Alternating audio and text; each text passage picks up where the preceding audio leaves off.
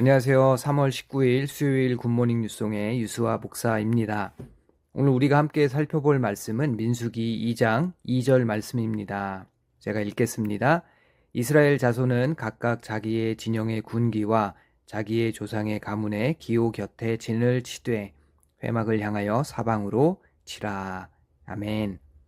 오늘의 원포인트 말씀은요. 함께 걸어가라입니다.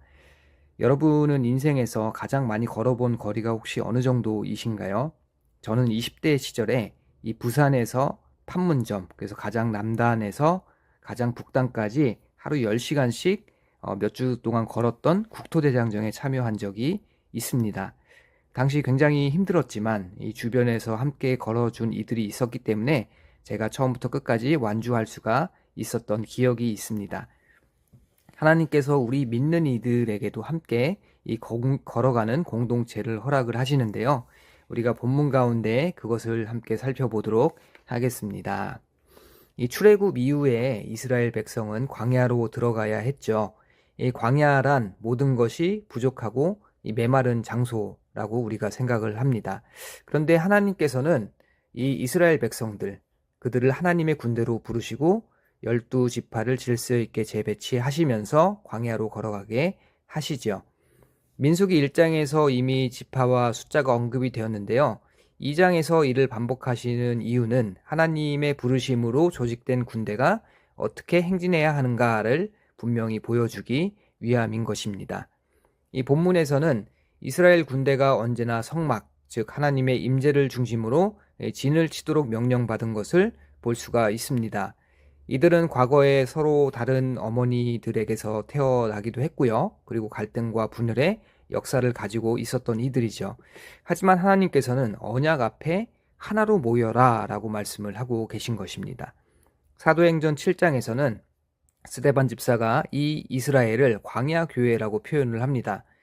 이스라엘이 단순히 광야에 머물렀기 때문이 아니라 하나님의 임재를 중심으로 하나님과의 깊은 관계 안에서 함께 행진했기 때문에 광야 교회라고 부른 것이지요.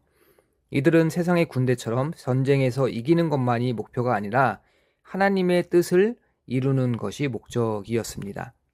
그래서 출애굽 직후에 이스라엘 백성들은 무기를 훈련하기도 전에 하나님의 말씀을 받고 이 성막을 세우며 예배를 드리는데 온 시간을 집중을 했습니다. 왜냐하면 진정한 하나님의 군대는 힘이나 전술이 아니라 하나님과의 관계에서부터 시작하기 때문인 것이죠. 그 후 민수기 2장에서는 이제 너희는 언약을 중심으로 연합하라 라고 명령을 하십니다. 지파들이 각자의 생각과 욕망을 내려놓고 더 큰 목적, 곧 하나님의 뜻을 위해서 하나가 되어야 된다라고 하나님께서 말씀을 하고 계신 것입니다. 이 연합은 누가 더 우월하냐를 따지는 것이 아니에요. 모두가 성막을 중심으로 거룩한 질서를 지켜야 하는 것을 의미를 하고 있습니다. 하나님은 너희 한가운데 내가 있음을 잊지 말라라고 강조를 하고 계신 것이죠. 이스라엘 백성이 실제로 한 마음으로 나아갈 때 여리고 성도 무너지게 되고요. 그리고 약속의 땅에 들어가는 놀라운 승리를 경험을 하게 됩니다. 더 나아가서 메시아이신 예수님께서 나타나시는, 그들을 통해서 하나님의 역사가 이루어지는, 구원의 역사가 나타나는 열매가 맺어지게 됩니다. 오늘날 우리 교회도 마찬가지입니다. 각자 배경과 신앙 수준이 다르다 보니까요. 때로는 저 사람과 잘 맞지 않네 싶을 때도 있을 것입니다. 그러나 교회는 주님의 부르심으로 묶인 하나님의 군대요 공동체라는 정체성을 가지고 있습니다. 우리가 교회에서 질서를 지켜야 하는 것도 이 머리 대신 그리스도께서 세우신 뜻을 따르는 것이죠. 우리의 의가 아니라 그리스도의 의가 드러나도록 주님께서 정해주신 질서에 순복하고 서로를 사랑하는 것이 우리의 책임인 것입니다. 제가 걸었던 이 국토대장정, 한국에서의 국토대장정이죠. 네, 그 거리가 이스라엘 백성이 걸었던 광야와 크기가 비슷하다라고 합니다. 제가 만약에 이 국토대장정에서 혼자 걸어갔다면 완주하기 어려웠겠지만 함께여서 완주를 할 수가 있었습니다. 마찬가지로 우리의 인생길도 혼자가 아니라 이 교회 공동체와 함께 걷도록 하나님께서 인도하십니다. 비록 우리에게 어떤 갈등과 또한 연약함이 있을지라도 하나님께서 우리를 한 몸으로 묶어주심을 우리가 지킬 때 그분의 약속을 이루어갈 수가 있는 것이죠.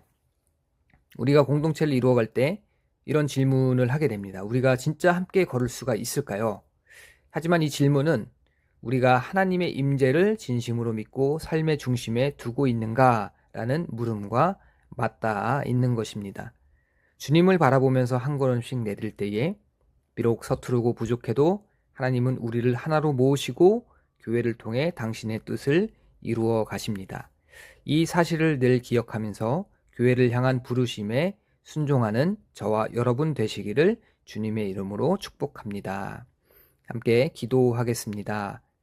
하나님 감사합니다. 광야와 같은 인생길 홀로 걷지 않게 하시고 하나님께서 구원의 희생으로 이루신 하나님의 백성들과 함께 걷게 하시니 감사합니다. 주님께서 주신 교회 주의 질서로 함께 세워나가고 서로가 서로를 사랑하는 마음으로 동역하여 세상 가운데 빛과 소금의 능력으로 승리하게 하는 우리 되게 하여 주시옵소서. 주님의 우리를 묶으시는 이 거룩함으로 우리가 하나가 되기를 더욱 소망합니다. 감사드리며 살아계신 예수 그리스도의 이름으로 기도합니다. 아멘.